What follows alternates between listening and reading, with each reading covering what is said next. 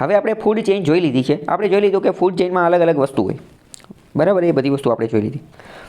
હવે આ જે આખી ઇકોસિસ્ટમને ફૂડ ચેઇન એ બધું જે છે ને એના આધારે 3 અલગ અલગ પ્રકારના પિરામિડ બનાવવામાં આવે છે. 3 અલગ અલગ પ્રકારના પિરામિડ બનાવવામાં આવે છે. તો આ આપણે 3 પિરામિડ વિશે આપણે સમજીએ. પહેલાં પિરામિડની એક ખાસિયત જો, પિરામિડ ચાલુ નીચેથી થાય.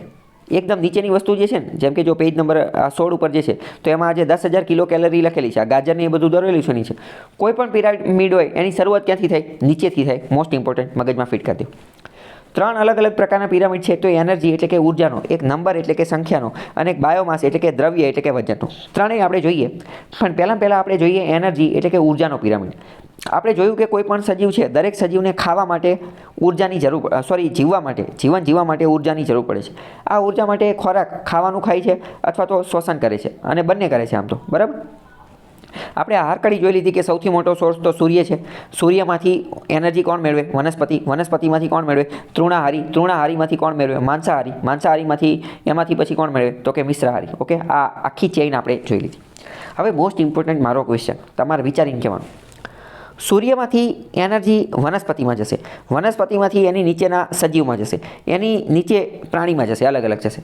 તો તમે વિચારીને કહો, શું આજે એનર્જી ટ્રાન્સફર થશે? એક રીતે એનર્જી ટ્રાન્સફર થાય છે ને, તો શું આજે એનર્જી ટ્રાન્સફર થશે એ દરેક જગ્યાએ એક સમાન હશે કે અલગ અલગ હશે? પહેલો જવાબ તમારો બિલકુલ સાચો કે સમાન નહીં હોય, અલગ અલગ હશે. સમાન નહીં હોય, અલગ અલગ હશે. તો હવે બીજો પ્રશ્ન, શું એનર્જી જે ટ્રાન્સફર થાય છે એ ઉપરથી નીચે આવશે એમ વધતી જશે કે ઘટતી જશે? ઉપરથી નીચે આવશે એમ એનર્જી ઘટતી જશે. કેમ? કારણ કે તમે ખુદ વિચારો ને, આપણે જોયું કે સૂર્ય સૌથી મોટો સોર્સ છે એનર્જીનો. તો સૂર્યમાંથી જેટલી એનર્જી, જેટલી ઉર્જા આવશે, શું વનસ્પતિ એ બધી લઈ લેશે? તો કે ના, નહીં લઈ લે. એટલી તો વનસ્પતિની તાકાત કે એટલી તો એની ઓકાત પણ નથી કે બધી એનર્જી લઈ શકે, બરાબર. એટલે સૂર્યની જેટલી એનર્જી હશે એ બધી એનર્જી એ લઈ શકશે નહીં. તો કેટલી લેશે? હવે આ એક એનર્જી માટેનો એક સિદ્ધાંત છે, એ લિન્ડમેન નામના વ્યક્તિ આપેલો હતો. તો લિન્ડમેન નામનો જે Lindemann's law of percentage, Lindemann's law of energy, લિન્ડમેને એવું કીધું કે જે કોઈ પણ એનર્જી હોય ને એ બધી પૂરેપૂરી તો ન લઈ શકે. એનો ખાલી 10% ભાગ જ આપણે લઈ શકીએ. આપણે એટલે કે કોઈ પણ સજીવ 10% ભાગ જ લઈ શકે. તો ફોર એક્ઝામ્પલ સમજો કે સૂર્ય જે છે, સૂર્ય એમાંથી 10,000 કિલો કેલરીની એનર્જી આવતી હોય, 10,000 કિલો કેલરીની, તો આમાંથી વનસ્પતિ કેટલી લઈ શકશે? તો કે આના 10% જ. તો આના 10% થાય 1000. તો જો 1000 જે છે એ અહીંયા વનસ્પતિએ લીધો. આ ફોટાની અંદર જોઈ શકે છે. ગાજર પાસે કેટલી એનર્જી આવી? તો કે 1000 જ આવી. હવે આ જે ગાજર જે છે, ગાજરને સસલું ખાઈ જશે. તો સસલું શું 1000 એનર્જી લઈ શકશે? તો કે ના, બધી એનર્જી ન લઈ શકે. એનર્જી હંમેશા ધીમે ધીમે ઘટતી જાય. તો આ 1000માંથી સસલું કેટલી લેશે? 10% દે. તો 1000ના 10% થાય 100. તો એ લેશે 100. સસલાને વળી બીજું કોઈ સજીવ ખાશે, ફોર એક્ઝામ્પલ સિંહ ખાઈ જશે. સિંહ જે છે, સિંહ ખાશે, બરાબર. તો સિંહ ખાશે તો એને કેટલી એનર્જી મળશે? એમાંથી 10% એટલે કે 10 કિલો કેલરી દે, બરાબર. તો આવો સિદ્ધાંત છે. પહેલાં તો સામાન્ય રીતે તમને આ સિદ્ધાંત હજી એટલો બધો સમજાણો નહીં હોય. હું તમને એના બીજા 2-3 ઉદાહરણ આપું. ફોર એક્ઝામ્પલ આવું શા માટે છે આપણે સમજીએ. તમે વિચારો, સસલું છે, બરાબર. સસલાને સિંહ ખાશે. હવે તમે વિચારો, શું સસલું, એક સિંહ જે છે, સિંહ એ ખાલી એક સસલું ખાય તો એને ચાલી જાય? એક સસલાથી ચાલી જતું હશે? તો કે ના, ન ચાલે. કેમ ન ચાલે? એનર્જીનો લો પણ અહીંયા કામ કરે છે ને. કારણ કે એક સસલું ખાશે એમાંથી એનર્જીને માંડ 10% મળશે. તો આવા તો એને કેટલા બધા સસલા જોશે? બીજી વસ્તુ, સસલું છે, ચલો ગાજર છે અને સસલું છે, બરાબર. શું સસલું એક ગાજર ખાશે તો એને ચાલી જશે? તો કે ના, એક ગાજરથી ન ચાલે. કેમ? કારણ કે એક ગાજરમાં એને કોઈ એટલી બધી એનર્જી ન મળે. એનર્જીનો રૂલ પણ કામ કરશે. 10% એનર્જી જ મળશે. ખ્યાલ આવ્યો કે ન આવ્યો? સમજાણું? ફરીથી જો, લિન્ડમેનનો લો ઓફ એનર્જીનો સિદ્ધાંત એવું કહે છે કે સૂર્ય સૌથી મોટો એનર્જી ઉર્જાનો સ્ત્રોત છે. સૂર્યમાંથી જેટલી ઉર્જા મળે બધી આપણે લઈ શકતા નથી. તો કે કેટલી લઈ શકે? તો કે ખાલી 10% લઈ શકે. એ 10% કોણ લેશે? વનસ્પતિ લેશે. વનસ્પતિમાંથી બીજા પ્રાણીઓને એ એનર્જી મેળવશે. તો એ પણ ધીમે ધીમે 10% એનર્જી પ્રાપ્ત કરતા જશે. લિન્ડમેન બુકની અંદર આ નામ આપેલું નથી. પરીક્ષામાં પ્રશ્નમાં પૂછાઈ જશે લિન્ડમેનને કયો સિદ્ધાંત આપેલો હતો? તો કે લો ઓફ એનર્જીનો સિદ્ધાંત, પ્રિન્સિપલ ઓફ એનર્જી. કેટલા ટકા? તો કે 10% વાળો. ચલો, તો હવે તમે અહીંયા વિચારી અને કહો, હું તમને એક પ્રશ્ન પૂછું કે વેજીટેરિયન અને નોન વેજીટેરિયન આ બેમાંથી વધારે શક્તિ કોની અંદરથી મળે, વેજ ફૂડમાંથી કે નોન વેજ ફૂડમાંથી? તો કે વેજમાંથી વધારે શક્તિ જે છે એ મળશે વેજમાંથી. કેમ? કારણ કે લિન્ડમેનનો એનર્જીનો સિદ્ધાંત શું કહે છે કે જેમ જેમ નીચે હશે એમ જે છે એમ એ વધારે શક્તિ જે છે આપણને મળશે. બરાબર. અમુક લોકો જે માંસાહારી હશે એ એવું લોજિક આપે કે ના ખોટી વાત, માંસમાંથી વધારે શક્તિ મળે. અમુક વાત તો ડૉક્ટર લોકો જે છે એ પણ આને સજેસ્ટ કરતા હોય છે. અમુક લોકો એવું કહે તો એ વાત બિલકુલ ખોટી છે. માંસમાંથી વધારે શક્તિ મળી શકે નહીં, જે આપણે લિન્ડમેનના એનર્જીથી સાબિત કરી દીધું. બીજું તો કે અમુક વાર ડૉક્ટર લોકો જે છે એ એને કેમ સજેસ્ટ કરતા હોય છે, તો કે એની પાછળનું કારણ બીજું છે. એની પાછળનું કારણ એ છે કારણ કે આજે નોનવેજ વસ્તુ જે છે ને, માંસ ને એ બધું, એ પ્રોટીન અને અમુક પ્રકારના વિટામિન્સ જે છે ને એનો ખૂબ મોટો સ્ત્રોત છે. તમને ખ્યાલ હશે વનસ્પતિમાંથી પ્રોટીન મળે નહીં. પ્રોટીન માટેના સાધનો જે છે એ મર્યાદિત છે. પ્રોટીનનો સૌથી મોટો સોર્સ હોય તો એ નોનવેજ છે. તો એ પ્રોટીનની અને બીજી અલગ અલગ વસ્તુઓ જે છે એની માટે મળે છે. અને એ બધું છોડો તો આના આધારે આપણને એક વસ્તુ ખબર પડી ગઈ, વિધાનવાળા વાક્યમાં કે ગમે આ વાક્ય હોય કે કોઈ યારે વાત કરતો હોય કે ગમે હોય તો આપણને ખબર પડી ગઈ કે વધારે એનર્જી તો વેજીટેરિયન ફૂડમાંથી જ મળે. કેમ? કારણ કે જેમ જેમ એનર્જી ઉપર જતી જશે એમ તો એ એનર્જી ઘટતી જશે. ઓકે, ખ્યાલ આવ્યો કે ન આવ્યો? બરાબર. હવે સેમ બીજી વસ્તુ એન્વાયરમેન્ટનો ટોપિક છે, આમાં આપેલો નથી પણ હું તમને ચલાવી દઉં છું. તો મતલબ કે એનર્જી નીચેથી ઉપર જતી જાય તો ઘટતી જાય, નીચેના લેવલથી ઉપરના લેવલે જતી જાય તો ઘટતી જાય. પણ હવે સેમ વસ્તુ માની લો કે સેમ વસ્તુ જો ઝેર હોય ને તો ઝેર વસ્તુ જે છે એ ઉપર જતી જાય તો એની અસર વધતી જાય. ઝેર વસ્તુ જો આગળ વધતી જાય તો એની અસર વધતી જાય. મતલબ કે એ કઈ રીતે? ફોર એક્ઝામ્પલ માની લો કે વનસ્પતિની અંદર કોઈ ઝેરી વસ્તુ આવી ગઈ. તમને એવું લાગે કઈ રીતે? તો કે આપણે પેસ્ટિસાઇડ્સનો ઉપયોગ કરીએ છીએ, જંતુનાશક દવાઓનો ઉપયોગ કરીએ છીએ. તો આ જંતુનાશક દવાઓ ધીમે ધીમે જમીનમાં ઉતરશે, અથવા તો પાણી, નદીના પાણી કે સમુદ્રના પાણી, કોઈ પણના પાણી દ્વારા વહી અને ધીમે ધીમે જમીનમાં જવાની જ છે. હવે આ જમીનમાંથી વનસ્પતિ જે છે એ મૂળ દ્વારા એ વસ્તુઓને પ્રાપ્ત કરી લીધી. તો વનસ્પતિમાં એક રીતે ઝેર આવી ગયું કે ન આવ્યું? તો કે હા, આવી ગયું. હવે વનસ્પતિને કોણ ખાશે? તો કે એની ઉપરનું તૃણાહારી ખાશે. તો હવે વનસ્પતિ ઉપર ઝેરની જેટલી અસર થશે ને એની કરતાં ઘણી વધારે અસર તૃણાહારીમાં થશે. એની કરતાં વધારે અસર કોનામાં થશે? તૃણાહારીમાં. હવે તમે વિચારો, તૃણાહારીને વળી પાછું માંસાહારી ખાશે તો ઝેરની વધારે અસર કોનેમાં થશે? તૃણાહારીમાં, વનસ્પતિમાં કે માંસાહારીમાં? માંસાહારીમાં. ખબર પડી કે ન પડી? તો ધીમે ધીમે જે છે મતલબ કે જેમ જેમ ઉપરના લેવલે જતા જશું એમ જે ઝેરી વસ્તુઓ છે એની પ્રમાણ જે છે એ વધતી જશે. તો આની માટે નોટબુકની અંદર શબ્દ લખી નાખો. આની માટે કીવર્ડ છે એન્વાયરમેન્ટની ટોપિકની અંદર બાયોમેગ્નિફિકેશન. શું નામ છે? બાયોમેગ્નિફિકેશન. આની ઉપર ઘણી બધી વાર પ્રશ્ન પૂછાઈ ગયેલો છે, બાયોમેગ્નિફિકેશન. આજે મેગ્નિફિકેશન શબ્દનો મતલબ શું થાય? તો મેગ્નિફાયર ગ્લાસ આવે. મેગ્નિફિકેશન એટલે બિલોરી કાચ. નાનપણમાં પ્રયોગ આપણે આવતો હતો કે કોઈ પણ વસ્તુને જોઈએ તો મોટી દેખાડે, તો બિલોરી કાચને સાયન્સની ભાષાની અંદર કહેવાય મેગ્નિફિકેશન ગ્લાસ. મેગ્નિફિકેશન. તો હવે તમે કીવર્ડ સમજ્યા. બાયોમેગ્નિફિકેશન શા માટે કીધું? બાયોમેગ્નિફિકેશન એટલા માટે કીધું કારણ કે એક સજીવમાંથી બીજા સજીવમાં, નાના સજીવમાંથી ઉપરના મોટા સજીવમાં થાય તો એની એનર્જી કેવી થાય છે? એનું ઝેર વધી જાય છે, એટલે કે બિલોરી કાચની જેમ મોટું થઈ જાય છે. ખ્યાલ આવ્યો કે ન આવ્યો? પ્રશ્ન પૂછાઈ જશે કે પેસ્ટિસાઇડ્સ ધીમે ધીમે વનસ્પતિની અંદર ઘૂસી રહ્યા છે, અથવા પેસ્ટિસાઇડ્સ અથવા તો આ પ્રકારની ઝેરી દ્રવ્યો ધીમે ધીમે સજીવ સૃષ્ટિમાં અંદર દાખલ થઈ રહ્યા છે. સજીવની ફૂડ ચેઇન, આહાર શૃંખલાની અંદર દાખલ થઈ રહ્યા છે. તો અહીંયા કઈ પ્રકારની ઘટના જોવા મળશે? તો બાયોમેગ્નિફિકેશનની ઘટના જોવા મળશે. ખ્યાલ આવ્યો કે ન આવ્યો? ઓકે, બાયોમેગ્નિફિકેશન કીવર્ડ સમજાશે, ગમે ત્યારે આવશે પ્રશ્ન ડીલ કરી શકશો. કોન્સેપ્ટ મેં તમને સમજાવી દીધો છે. આની જેવો બીજો જે કીવર્ડ છે બાયો એક્યુમ્યુલેશન. એ શબ્દ પણ તમે લખી નાખો, એ પણ અમે લખેલો નથી. બાયો એક્યુમ્યુલેશનનો મતલબ શું થાય? તો કે બાયો એક્યુમ્યુલેશનનો મતલબ થાય, એક્યુમ્યુલેટનો મતલબ શું થાય? તો કે એક્યુમ્યુલેટનો મતલબ થાય સંગ્રહ કરવું. એક્યુમ્યુલેટનો મતલબ શું થાય? સંગ્રહ કરવું, એક જગ્યાએ સંગ્રહ કરવું. તો બાયો એક્યુમ્યુલેટનો મતલબ શું એ આપણે સમજીએ, ઉદાહરણથી સમજીએ. માની લો કે ગાય છે, ગાય ઘાસ ખાય છે. તો ગાયે ઘણું બધું ઘાસ ખાધું, પણ ઘાસ ખાતા ખાતા શું થયું? હારે હારે પ્લાસ્ટિકની કોથળી આવી ગઈ, હારે હારે પ્લાસ્ટિકની કોથળી આવી ગઈ. તો હવે ગાયના પેટની અંદર શું છે? ઘાસ પણ છે અને પ્લાસ્ટિકની કોથળી પણ છે. હવે ગાયના પેટની અંદર પાચનની પ્રક્રિયા ચાલુ થશે, ડાયજેશનની પ્રક્રિયા ચાલુ થશે.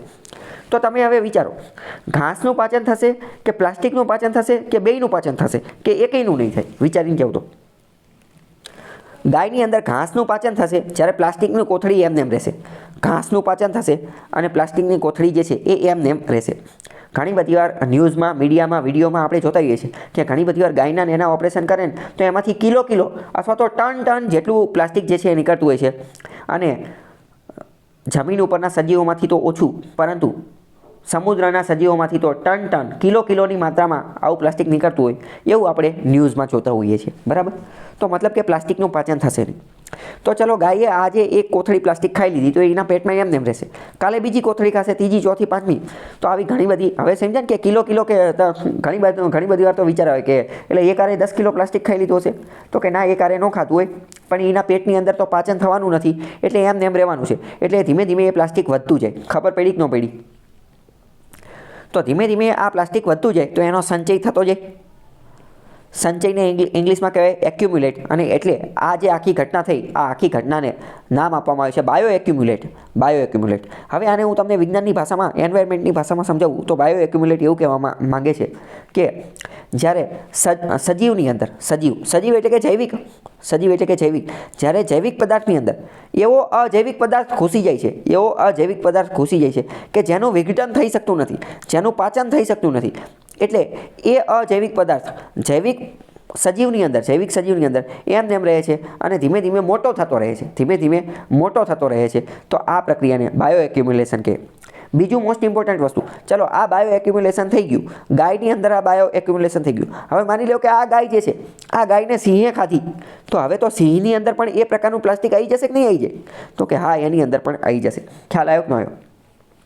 થોડા સમય પહેલાં લાન્સેન્ટ નામની એક રિસર્ચ જે છે, એણે એક રિસર્ચ પબ્લિશ કરેલું હતું અને એ રિસર્ચની અંદર એવું જાણવા મળેલું છે કે મનુષ્યના સજીવની અંદર, મનુષ્યના બ્લડની અંદર માઇક્રોપ્લાસ્ટિક ઘૂસી ગયું છે. કઈ રીતે ઘૂસ્યું હશે? આપણને વિચાર આવે કે હું પ્લાસ્ટિક ખાઉં છું, મેં ક્યારે ખાધું? તો કે આપણે ખાધું નથી. પણ હવે તમે સમજી ગયા, આપણે ખાવી ન ખાવી એનાથી કંઈ લેવા દેવા નથી. આપણે ન ખાવી તો આપણી અંદર ઘૂસી જાય. કેમ? કારણ કે વનસ્પતિની અંદર ઘૂસશે તો આપણી ઉપર ઘૂસવાનું જ છે. તમને એવું લાગે કે અમુક વાર નોનવેજ ખાતા હોય, બરાબર, તો એના માધ્યમથી પણ ઘૂસતા હોય. ઓકે, આટલી વસ્તુ તમને ખ્યાલ આવ્યો ન આવ્યો? તો આપણે 2-3 વસ્તુ સમજ્યા કે એક તો એનર્જી, લિન્ડમેનનો એનર્જીનો પ્રિન્સિપલ. બીજું આપણે બાયો એક્યુમ્યુલેશન સમજ્યા, એનર્જીનો લો, એનર્જીનો આપણે સિદ્ધાંત સમજ્યા. શું સિદ્ધાંત સમજ્યા?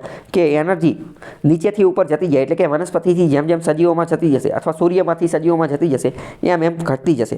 એનર્જી હંમેશા કેવી થશે? ઘટતી જ જશે. બાયો એક્યુમ્યુલેશનમાં આપણે શું સમજ્યા?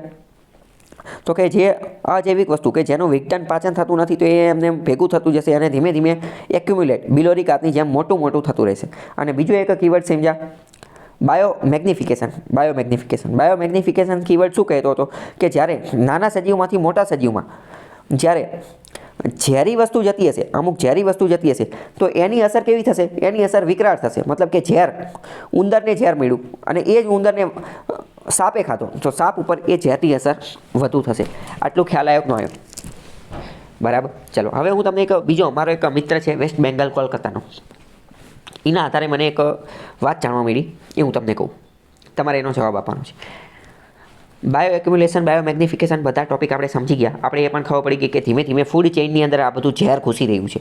કોના માધ્યમથી? પેસ્ટિસાઇડ્સ આપણે ખેતરની અંદર વાપરતા હોય તો એ ધીમે ધીમે જમીનમાં જાય, પ્લાસ્ટિક ધીમે ધીમે જમીનમાં જાય. ટૂંકમાં બધો જ પ્રદૂષણ, બધો જ કચરો, બધી વસ્તુ ધીમે ધીમે આપણા શરીરમાં ઘૂસી રહી છે. માઇક્રોપ્લાસ્ટિક આપણા શરીરમાં ઘૂસી ગયું. સેમ આ જ વસ્તુ સમુદ્રી જીવો જે છે, નાની માછલી, મોટી માછલી, એ બધાની અંદર પણ જોવા મળશે. બરાબર. તો હું તમને એક ક્વેશ્ચન પૂછું. વેસ્ટ બેંગોલ, કોલકાતાની અંદર મારો એક મિત્ર રહે છે. એણે એમ કીધું કે મારે ગમે ત્યારે કે માછલી ખાવાની હોય ને, સામાન્ય રીતે વેસ્ટ બેંગોલમાં તો એમના કલ્ચરમાં માછલી ખાવાનું છે, તો કે મારે ગમે ત્યારે માછલી ખાવાની હોય તો કે હું નાની માછલી જે છે ને એ ખરીદું, મોટી માછલી ખરીદતો નથી. આવું એણે શા માટે કીધું હશે? થોડું વિચારીને કહી શકશો? આપણે આજે ટોપિક ચલાવીએ એના આધારે. Right, very good. કારણ કે આપણે બાયો મેગ્નિફિકેશન અને બાયો એક્યુમ્યુલેશનનો ટોપિક જોયો, જેના અંતર્ગત નાની માછલીમાં એક રીતે જોઈએ તો ઝેરનું પ્રમાણ ઓછું હશે.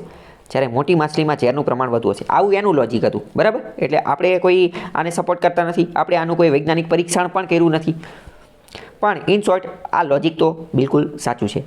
આ મેં તમને એટલા માટે કીધું કારણ કે તમને કોન્સેપ્ટ ક્લિયર કરવામાં વધારે સરળતા રહે એટલા માટે. ઓકે, ખ્યાલ આવ્યો? તો આ બધી આમાંથી અલગ અલગ ક્વેશ્ચન, પ્રેક્ટિકલ ક્વેશ્ચન પણ આમાંથી પૂછાતા હોય છે. અમુક વાર એવા પ્રશ્ન પણ પૂછાતા હોય કે જો જંગલમાં હરણનું પ્રમાણ વધી જશે તો શું થશે? તો કે હરણનું પ્રમાણ વધી જશે, હરણનું પ્રમાણ જો વધી જશે તો ઘાસનું પ્રમાણ ઘટશે, ઘાસનું પ્રમાણ જે છે એ ઘટી જશે, બરાબર. બીજું, જો હરણનું પ્રમાણ વધશે તો સિંહનું પ્રમાણ પણ વધશે. કેમ? કારણ કે સિંહને ખાવા માટે હવે વધુ ખોરાક મળશે. ઓકે, તો આવા ક્વેશ્ચન જે છે એ પૂછાતા હોય છે. અને માની લો કે પ્રશ્ન પૂછે છે જો સિંહનું પ્રમાણ વધી જશે તો શું થશે? તો કે તો હરણનું પ્રમાણ ઘટી જશે. સાચી વાત કે ખોટી વાત? અને જો સિંહનું પ્રમાણ વધશે તો હરણનું પ્રમાણ ઘટશે, અને હરણનું પ્રમાણ ઘટશે એટલે ઘાસનું પ્રમાણ વધશે પાછું. સમજાણું? એટલે ક્વેશ્ચન કેવો આપશે કે જો સિંહનું પ્રમાણ વધશે તો ઓપ્શન એ આપશે કે હરણનું પ્રમાણ ઘટશે, અને બીજું ઓપ્શન બી આપશે કે ઘાસનું પ્રમાણ વધશે. તો જવાબ કયા સાચા પડશે? બંને સાચા પડશે. ખ્યાલ આવ્યો કે નહીં? ઓકે, ચલો હવે આટલામાં કંઈ ડાઉટ કેવું કંઈ હોય તો તમે મને પૂછી શકો છો. બાકી ચાલો આપણે એક પાના નંબર 12 ઉપર આવી જાઓ. એનર્જીનો પિરામિડ આપેલો છે. કોઈ પણ પિરામિડની શરૂઆત નીચેથી થાય તો જો સીવીડ એટલે સમુદ્રી ઘાસ. સમુદ્રની અંદર પણ વનસ્પતિ, પ્લેન્કટન ને ઘાસને એવું બધું જોવા મળે. તો સમુદ્ર માટે પ્રાથમિક કોણ થશે? જે ઓટોટ્રોપ્સ, પોતાની જાતે ખોરાક બનાવવાવાળા કોણ? ઓટોટ્રોપ એટલે કે સ્વપોષિત, પોતાની જાતે ખોરાક બનાવવાવાળા. તો આ વનસ્પતિ, વીડ્સ, ઘાસ ને એ બધું થશે, બરાબર. એટલે કે એ પ્રોડ્યુસર છે, ઉપભોક્તા. ઇંગ્લિશમાં પ્રોડ્યુસર, ગુજરાતીમાં ઉપભોક્તા. હવે આ ઘાસને એ બધાને કોણ ખાશે? ફિશ, માછલી ખાશે. તો માછલી શું બની જશે? Primary consumers. ગુજરાતીમાં કહીએ તો પ્રાથમિક ઉપભોક્તા. નીચેના જે હતા એ કોણ હતા? પ્રોડ્યુસર, એટલે કે ઉત્પાદક કરતા. જ્યારે આ કોણ છે? કન્ઝ્યુમર્સ એટલે કે ઉપભોક્તા, જે વાપરવાવાળા, બરાબર. શબ્દ, કીવર્ડ સમજવાના મોસ્ટ ઇમ્પોર્ટન્ટ. હવે તમે વિચારો, ઘાસ પાસે જેટલી એનર્જી હશે શું બધી માછલીમાં જતી રહેશે? બધી નહીં જાય, એનો ખાલી 10% ભાગ જ જશે. પણ જો ઝેર હશે, કોઈ ઝેરી વસ્તુ હશે તો એનું ઘણી મોટી અસર થશે. ચલો હવે આ નાની માછલીને ખાશે મોટી માછલી એટલે કે શાર્ક, તો એનર્જી કેટલી જશે? તો કે 10% જશે. આ શાર્કને બહુ મોટી માછલી ખાશે વ્હેલ, તો એમાં પણ એનર્જી કેવી જશે? ઓછી જશે. ઓકે, ખ્યાલ આવ્યો કે નહીં? તો આખી એનર્જી પિરામિડ સમજાણું કે ન સમજાણું? તો મેં તમને કીધું હતું કે આપણે અલગ અલગ પ્રકારના પિરામિડ સમજવાના છે. તો એમાંનો એક પિરામિડ આપણે જોઈ લીધો એનર્જીનો. હવે વાત કરીએ કે આ જે પિરામિડ જે છે ને એ સીધા પણ હોય અને ઊંધા પણ હોય, બરાબર. ઇંગ્લિશમાં કહેવાય અપવાઇડેડ અને ડાઉનવાઇડેડ, અને ઇન્વર્ટેડ અથવા ડાઉનવાઇડેડ કહેવાય, સીધા અથવા ઊંધા. તો એકમાત્ર પિરામિડ કયો? એનર્જીનો પિરામિડ. એ જ એકમાત્ર એવો પિરામિડ છે કે જે હંમેશા કેવો હશે? સીધો જશે. કેમ સીધો જશે? કારણ કે એને નીચે જ મોટું રાખવું પડશે ને. મેં કીધું કે પિરામિડની શરૂઆત નીચેથી થાય, તો નીચે મોટું રાખવું પડશે. કેમ? કારણ કે એનર્જી અહીંયા તો સૌથી વધુ હશે ને.